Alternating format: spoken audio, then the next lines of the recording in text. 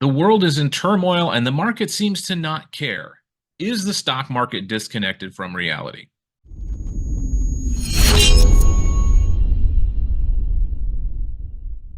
Good evening, my fellow Riz Elite members and all of our subscribers here on YouTube. Welcome to our Elite webinar. Now, if you haven't done so, do me a favor and get down there and hit that like and subscribe button. Click the bell icon to get notified when we upload new webinars each week here on the channel, because you're not going to want to miss this in-depth market analysis. So what have we got going on here? So obviously, as we started the new year, we kind of had this sinking down that Riz was talking about. We kind of came to this 4,700 level, and then we rebounded really hard. But that being said, we tested 4,800 twice, and we got an incredibly hard rejection there. So as we approach the all-time high on the S&P 500, there is a lot of selling pressure going on. And of course, there's a lot of stuff going on in the world right now. Of course, everything going on with shipping in the Red Sea, all of the attacks going on in Yemen. We're not going to delve into those details, too much, but as you can see, the market has held up despite those rather large catalysts. Now, of course, there could be other things going on, later. And as you watch this replay, there may be stuff going on. But right now, the market seems to be holding here fairly close to this 4,800 level, but we could not breach it. So that would suggest that we may be in for more downside as the week starts. However, this market, as I kind of alluded to in my intro, is a little bit disconnected with reality, if you ask me. There seems to be a lot of things holding the market up at this point. Obviously, inflation numbers came in hotter than expected, and we had a lot of volatility on Thursday, but we managed to hold, for the most part, at pretty decent levels here, right around this 47.80 area. It looks like here we closed at 47.80. I nailed it. Right there on Thursday, and not much going on Friday for the most part. A lot of indecision, a lot of up, a lot of down, and then a whole lot of nothing. So we are still, holding this trend line here, even though we have had, some pretty significant selling pressure to start the year, and some pretty big, buying pressure here right around 4,700. We still just can't breach here, and we are stuck in a bit of a channel. So we will have to see if this support line holds. If it doesn't, obviously that could, spell more downside for the market. But if it does, we could make a run towards the all-time high. So there's a lot of things going on this week, least of all being earnings. We will talk about that here in a minute. But let's take a look at the breakdown for the S&P 500 here real quick. I've got it set on the one-year view, obviously, because if I put it on year-to-date, which I'll do it here in a second, you'll see it's kind of difficult to get a clear idea of what's going on.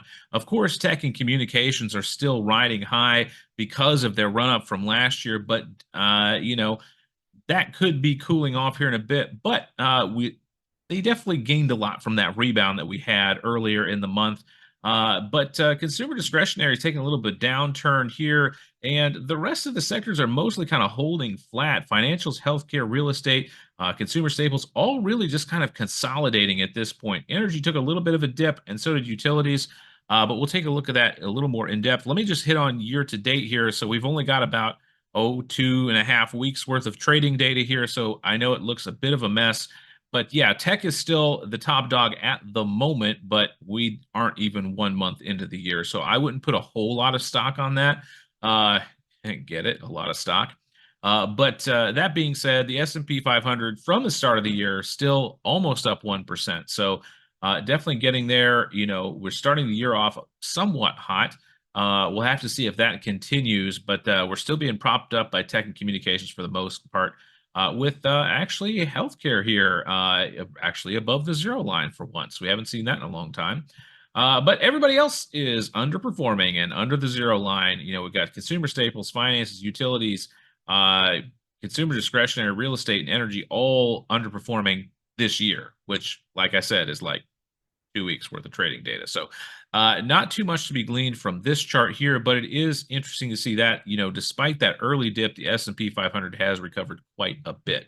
Let's put that back on the 1 year for later so it's easier to see. And let's take a look at the asset classes. And if you ask me, this is what kills me the most is what is going on with oil here. And it kind of goes to show that, just because there's external, conflict going on and things like that, it doesn't necessarily reflect Like what we saw back in around February, March 2022, when there was the whole thing, in Eastern Europe, and that thing that's still going on.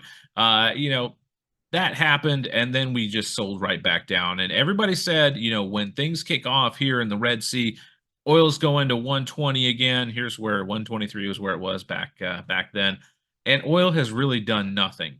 Honestly, it is a big nothing burger right now. We are just consolidating. We are stuck here between the 70 and 76 area.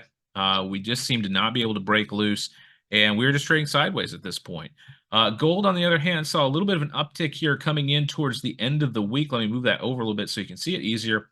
Closing the week right around $2,048.92 per ounce. Still pretty overdone in our opinion, but we are not taking a position in gold, I can tell you that.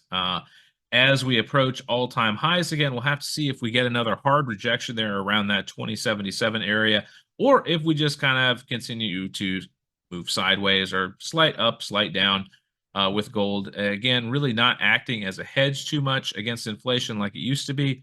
Otherwise, I think gold would be considerably higher at this point.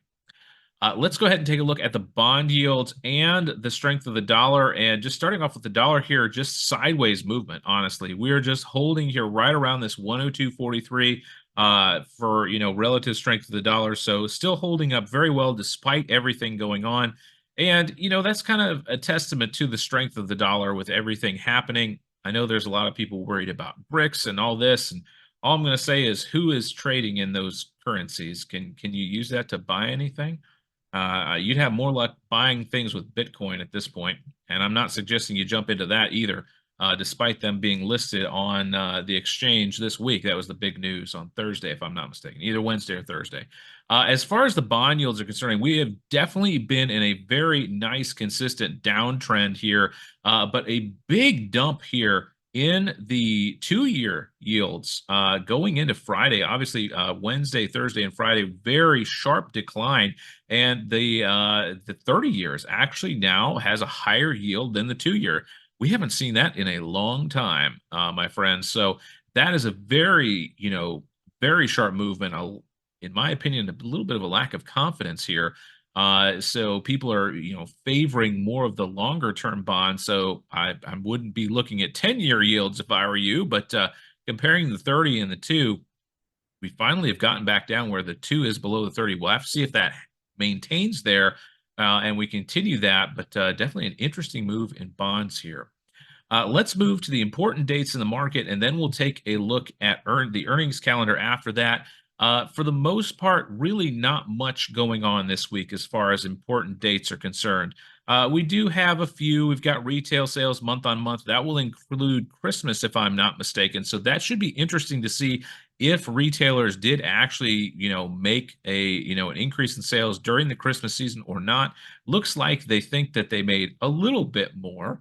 As far as the consensus is concerned, and the forecast here is still 0.3, so nothing massive, but that'll be an interesting number to see, though I don't think that will really be that important.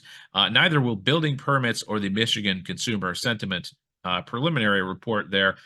Don't think that is going to move the market at all, because everybody is going to be looking at earnings. And here we go. We start on Tuesday because on Monday, the market should be closed in observance of Martin Luther King Jr. Day, excuse me. So what have we got this week? Well, we've got a bunch of banks. That's really what it comes down to. A lot of financials are going to be reporting this coming week.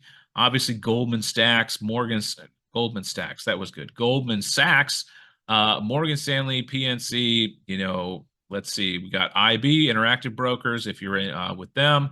You just see a lot of financial names. We got Schwab, US Bancorp, Citizens, Discover. We got some credit cards coming on.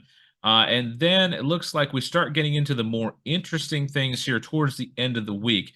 If you like tools, Fastenal is there. That was a popular one in day trading back in the day, at least when I was doing it. More banks.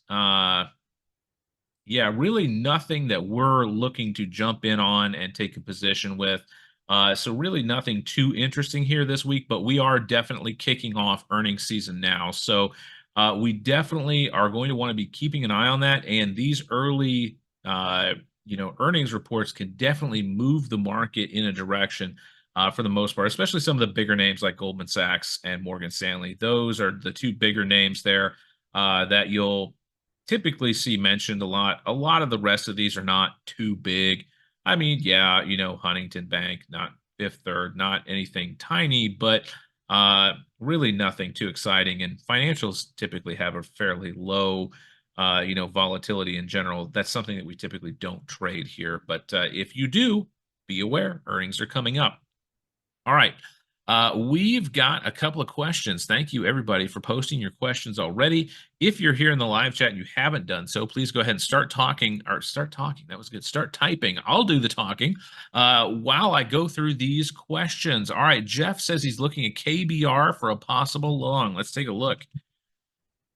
KBR. All right, cool. Let's see. For possible long, 1/3 to half position size. That kind of makes sense in this market. The exponential moving average looking prime to run up. Stops would be 53.50. Looking for taking potential profit between 56 and 58. So yeah, I mean, as far as risk reward is concerned, that looks really, really solid. Now that is a fairly decent move, all things considered, but only a few points one direction or another. You've obviously got the 200, or excuse me, no, that is the 10-day moving average, if I'm not mistaken.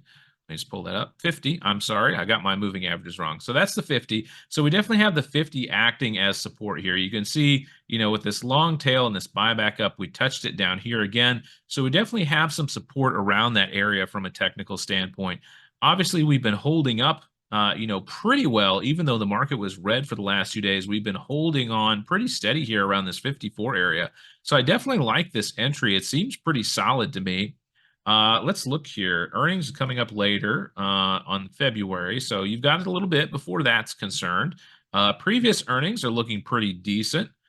Seems as though they like to beat estimates fairly regularly. So if you do have to hold through earnings, that looks like it could be a good thing for you. That being said, there's no guarantee that good earnings will be enough to push you because, that last one, that is what we call a slaughter right there. That's getting wrecked, for lack of a better term. But it has recovered very nice. It's holding over the 50. You're looking to get out before you hit the 200. So, I think this looks like a pretty decent setup, all things considered.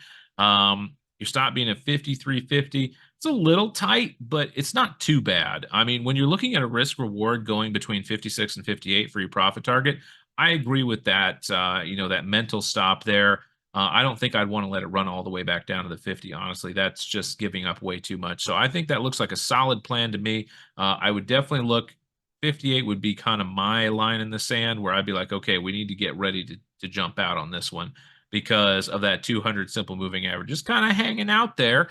And that 200 should start to come down here fairly soon and capture a lot of this movement here. That being said, if we pull back to last January, there we go. So we kind of get a better picture of where we were.